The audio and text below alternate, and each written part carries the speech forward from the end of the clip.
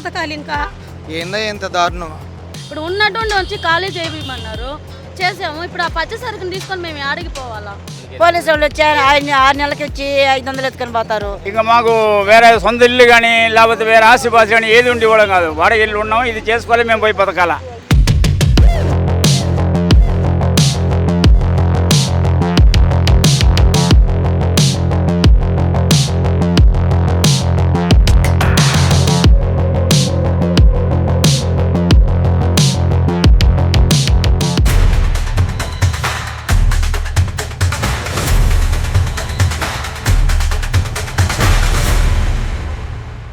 నెల్లూరులో ప్రధానంగా తీసుకుంటే కరెంట్ ఆఫీస్ సెంటర్ ఇది. కరెంట్ ఆఫీస్ సెంటర్లో రాజరాజేశ్వరి టెంపుల్ దగ్గర నుంచి కరెంట్ ఆఫీస్ సెంటర్ వరకు మొత్తం కూడా మనకు పోయేటప్పుడు ఆక్రమణలు కనిపిస్తాయి.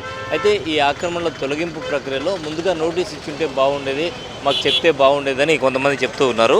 సో మీరేం చెప్తారమ్మా? ఇప్పుడు అంటే ఆక్రమణలు చేసుకోవడం అనేది తప్పే కదా, మరి దాని మీద మీరేమంటారు? సార్ మేము జరుగుబాటు ఉండేది దాంతోనే సార్. ఒకరికి 3 పిల్లకాయలు సాకాలి, రోడ్లు మేము పెట్టుకున్నాం, అది తప్పే. అంటే మాకు జరగాలి కదా, మాకు జరుగుబాటు లేకుండా మేము పెట్టుకున్నాము. రాత్రి 9:30కి వచ్చారు వాళ్ళు, తీసేస్తామని చెప్పారు. సరే వాళ్ళు చెప్తున్నారా, మామూలే కదా మేము అనుకున్నాము. వాళ్ళు సడన్గా వచ్చి ఇలాగా అంగళ్ళు నిలవన పగలు కొడతారని మేమైతే అనుకోలేదు సార్. మేము ఎట్ట బతకాలి ఇంకా?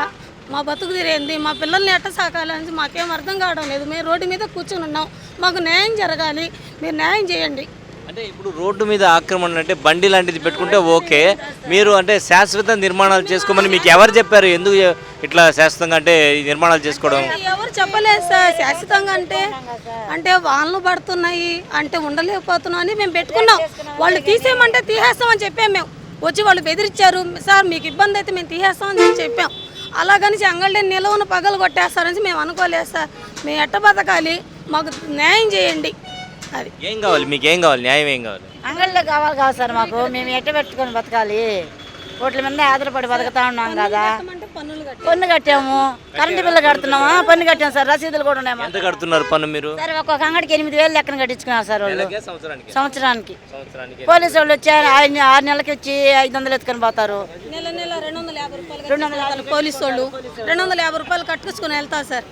వాళ్ళు రసీదులు కానీ ఇస్తారు. పోలీసు వాళ్ళకి కానీ 250 రూపాయలు కడతాము. సంవత్సరానికి 3,000. ఇప్పుడు వచ్చి ఎక్కువ వేశారు, ఈ సంవత్సరం ఎక్కువ వేశారు. మామూలుగా 3,000 తీసుకుంటారు. ఈ సంవత్సరం అయితే పెద్ద అంగళ్ళు అయితే ఎక్కువ డబ్బులు, చిన్న అంగళ్ళు అయితే తక్కువ డబ్బులు అని అడిగారు సార్. అట్ట అనేసి మేము కానీ కట్టాం. వాళ్ళు వచ్చి అడిగే వాళ్ళకి 2వ రోజులకంతా మేము అరేంజ్ చేసాం డబ్బులు. కానీ మాకు లేదన్నా కానీ మేము దాంతో బతుకుతున్నాం, వాళ్ళకి ఇబ్బంది పెట్టకూడదని మేము ఇచ్చాం సార్. అట్టనేసి వీళ్ళు నిలవనట్టు చేస్తారు మేము అనుకోలేదు. ఇప్పుడు రోడ్డు అనేది ఉండే రోడ్లో దాదాపుగా మీరు ఇంత దూరం ఆక్యుపై చేసుకుంటే అందరూ పెట్టుకున్నారు, మేమేనా చెప్పండి? అటు పక్క చూడండి. ఒక 4 రోజులు టైం ఇస్తే ఏ విధంగా మీరు ఖాళీ చేయండి, మాకు కొంచెం ప్రాబ్లం ఉంది. గవర్నమెంట్ వాళ్ళు మాకు వార్నింగ్ ఇచ్చారు, మేము చేస్తున్నాము అని చెప్పాలి కదా. రాత్రి 9 చెప్పారు, ఉదయం నుంచి ఖాళీ చేశారు. ఒకసారి ఆ సామాన్ల సరుకులు మొత్తం ఎత్తుకొని ఎక్కడికి వెళ్ళాలి? ఒక ఆటోకి బాడీ అంతా. ఏం చేద్దాం అనుకుంటున్నారు మీరు? ఏం చేద్దాం అనుకున్నా సార్, న్యాయం మీరే చేయండి సార్. ఏదో ఒకటి మాకు అన్యాయం జరిగింది కదా, ఏదో ఒకటి చేయించండి మీరు. ఏదో ఒకటి ఒక ప్లేస్ బతికేదానికి మాకు చూపించాలి సార్. మేమేం అనలా, మేము పెట్టుకుంది తప్పే, గవర్నమెంట్ సెలవులో పెట్టుకుంది తప్పే. కానీ మాకు ఇంకొక దావ చూపియండి, మేము అడిగేది అదే. మాకు పిల్లలు ఉన్నారు, దీని మీద మేము పచ్చ సరుకు అమ్ముకునేది. ఇప్పుడు ఉన్నటువంటి వచ్చి ఖాళీ చేయమన్నారు, చేసాము. ఇప్పుడు ఆ పచ్చ సరుకుని తీసుకొని మేము ఆడిగిపోవాలా? మేము ఏం చేయాలా? ఏమంగడండి మీది? కూరగాయల అంగడి సార్. కూరగాయల అంగడి. మీదండి? పళ్ళు అంగడి సార్. మాది కూరగాయల షాప్ సార్. అదే షాప్, కూరగాయల షాప్. కూరగాయల షాప్. ఓకే. దీనికి నష్టప్రకారం మేము ఎంత కట్టి ఉంటాం, మేము ఎంత చేస్తున్నాం. పిల్లకాయలు అసలు ఇంటికి కూడా పోలా రాత్రి నుంచి. నాకు హెల్త్ బాగాలేక నేను అంగడి పెట్టలా. రాత్రి పక్కన అంగడి ఫోన్ చేశారు 9:30కి, రేపు 11 గంటల లోపల అంగడి తీసేయాలని. సరేలే, అప్పుడు నేను అడిగే కరెంట్ ఉందని ఉందని అన్నారు వాళ్ళు. సరే కరెంట్ ఉంది కదా వచ్చి పెడతాము, మళ్ళీ 11 గంటలకి వాళ్ళు వచ్చేటప్పుడు పెడతారు. పెట్టనిస్తారో లేదో తెలియక పెడతాను, చూసి కరెంట్ లేదు. అప్పటికి రాత్రి ఎప్పుడు తీసేశారు నాకు తెలియదు. ఏది చేయండి తీసేశారు. ఇది కిల్లి టీ, కూల్ డ్రింక్స్ అన్నీ ఉన్నాయి. ఇప్పుడు అన్ని వస్తువులు అన్నీ వేస్ట్ అయిపోయినాయి. సుమారు 1,00,000 సరుకులు నాకు వేస్ట్ అయిపోయినాయి అన్నీ.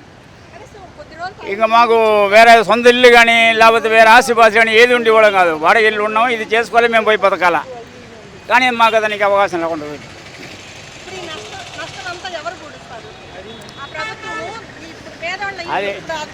ఇటు నిలవన కూల్ చేసినట్టే కదా. ఇప్పుడు నిట్టు నిలవని కూల్చినప్పుడు అన్నీ వేయించుకొని ఉన్నారు. ఇప్పుడు అమ్ముకోవాలని ప్రతిదీ వేయించుకుంటారు కదా, ఈ నష్టం అంతా ఎవరు పొడ్చాలా? ప్రభుత్వం పొడుస్తుందా? ఇది ఇప్పుడు ఈ పక్క తీశారు కదా రోడ్ ఎక్స్టెన్షన్ అని, అవతల పక్క కూడా అదే రోడ్ ఎక్స్టెన్షన్ కదా. అటు సైడ్ అయితే బాగా బలిసిన వాళ్ళు డబ్బులున్న వాళ్ళనే, డబ్బులున్న వాళ్ళకైతే ఏం కాదా? కాదు, అది పోయినసారి పడగొట్టిని మళ్ళా మెట్లు పెట్టుకున్నారు, కమ్మైపోయారు. చిటికలో లేపేశారు కదా, అట్టే చిటికలు అవి కూడా లేపమన్నాడు చూద్దాం. ఇంకా ఎక్కడెక్కడో అంత బాగా బలిసిన వాళ్ళు అవంతం చేస్తా ఉంటే వాళ్ళని ఏం పట్టించుకోవట్లేదు కదా. ఆ ఎక్స్టెన్షన్ కూడా చేసి చూపించమనండి, అప్పుడు మేము కూడా లేని వాళ్ళనే పొట్టుకొట్టినట్టు సార్. భార్య భర్త కష్టం ఇద్దరం 75 సంవత్సరం దాటి వాళ్ళు ఇద్దరు, మాకు వేరే ఇద్దరు లేరు, ఇల్లు లేదు, వాకి లేవు, కేవలం దేని మీదనే బతుకుతున్నాం. అది లేకుండా మైపాడ్ బీచ్ దగ్గర రోడ్ ఎక్స్టెన్షన్ మంచిగా నేను కొత్తగా కొట్టులు కట్టి అందరికి నేను చేశాను అన్నారు కదా, ఇక్కడ కూడా అలా చేయమనండి. వీళ్ళకి కూడా ఒక వే చూపించమనండి బతకడానికి, దానికి మేము యాక్సెప్ట్ చేస్తాం. అంతేగాని ఇలా సడన్ గా ఏ అథెంటికేషన్స్ లేకుండా, ఇప్పుడు మీదే మున్సిపల్ ప్లేస్ ని కాదనట్లేదు, దాని మీద వాళ్ళు ఎంతో కొంత సంపాదించుకుంటూ బతుకుతున్నారు, దానికి ఏదో ఒక రూట్ చూపించి మీరు తీసినంత బెటర్గా ఉంటుంది. ఇలా సడన్ గా ఇలా లేపేసి సడన్ గా చేస్తే కరెక్ట్ కాదు. మీరు ఏదైతే డెవలప్మెంట్ అంటున్నారో ఆ డెవలప్మెంట్ని పేదవాళ్ళకి డెవలప్ చేసి చూపించండి, బాగా బల్స్ వాళ్ళకి డెవలప్ చేసి చూపించడం కాదు. నేను ఎడ్యుకేటెడ్, ఆమె డాక్టర్ ఆల్సో, కానీ ఇలా చేయడం కరెక్ట్ కాదు. నన్ను చదివించింది ఆయనే, ఆయన కష్టంతో నేను బతికింది. కానీ నాకు ఆయన ఈ రోజు నాకు ఎంత బాధగా ఉందంటే అంత బాధగా ఉంది. ఆయన ఏంటంటే ఎవరు కష్టం బతకడు. ఇప్పుడు మేము పెట్టగలం, మేము చాక్కోగలం, కానీ బతకడు. నా కష్టంతో నేను బతకాలా, నాది నేను పెట్టగలగాల బిడ్డలకైనా అనే రకం ఆయన. అలాంటి వాడిని ఈరోజు ఇద్దరు బతికేదానికి కూడా బతుకు లేకుండా చేస్తే వాళ్ళు ఎలా బతకాలా అది చెప్పండి. చేసే ముందు మీరు పేపర్స్ ఇచ్చామంటున్నారు కదా, అది ఎంత మినిమం టైం డ్యూరేషన్స్ ఇవ్వాలి. మీరు రోడ్డు మీద పడుతున్నారన్న అక్కడ వరకు తీసుంటే బాగుండేది. ఇప్పుడు మీరు రోడ్డు మ్యాపింగ్ పెట్టుకుని ఈ మ్యాపింగ్ని అవతల మ్యాపింగ్ కూడా చూపించమనండి, అవతల రోడ్డు కూడా చేయమని, ఎంజీబీ మాల్ నుంచి తీయమనండి చూద్దాం, ఇక్కడ అంతా కూడా తీయమనండి. ఇదంతా ఉంది అంటే వాళ్ళైతే బిల్డింగ్స్ బిల్డ్ చేసుకున్నారు కాబట్టి ఏం చేయలేరు, వీళ్ళు బిల్డ్ చేసుకోలేదు కాబట్టి ఏదో ఒకటి చెయ్యాలన్నా, ఇది నాకు అర్థం కాదు. చేయమనండి, చేసిన దానికి ఇప్పుడు డెవలప్మెంట్ అంటున్నారు కరెక్ట్, నేను యాక్సెప్ట్ చేస్తాను. ఆ డెవలప్మెంట్ ప్లేస్ లో వాళ్ళకి ఏదో ఒక రూట్ చూపించి డెవలప్ చేయండి. ఇప్పుడు ఇక్కడ తీశారు కదా, వాళ్ళకి ఒక వే ఎక్కడ ఒకటి చూపిమండి, లేదా ఇక్కడే ఉన్న కొంచెం ప్లేస్ లో వాళ్ళకంటే ఒక షాప్స్ మైపాడ్ బీచ్ దగ్గర చేశారు కదా, డెవలప్ చేసి గ్రాండ్ ఓపెనింగ్ చేశారు కదా నారాయణ గారు, అలాగే ఇక్కడ చేయమనండి. దానికి నేను యాక్సెప్ట్ చేస్తాను. ఆయన డాక్టరే, ఆయన ఒక మెడికల్ ఫీల్డ్ లోనే ఉన్నారు. ఎందుకు ఇంత బాధపడుతున్నానంటే ఆయన మా తాత కాదు, ఆ పేదవాళ్ళకి ఇది చేస్తామనే కదా ఓట్లకు వచ్చినప్పుడు మీకు అలా చేస్తాం ఇలా చేస్తాం అన్నారు. మాకేమి బిల్డింగ్లు కట్టించి ఇవ్వలే, వాళ్ళు పేదవాళ్ళకి వాళ్ళు అంతవరకు వాళ్ళు బతకగలిగిన వరకు చెయ్యాలి కదా. ఆ బతుకు కూడా లేకుండా ఇంత ఏడు నుంచి ఆడ పెట్టిన వాళ్ళందరూ పేదోళ్ళే. ఇప్పుడు ఇక్కడి నుంచి రాజరాజేశ్వరి గుడి దాకా పెట్టిన వాళ్ళందరూ పేదోళ్ళే.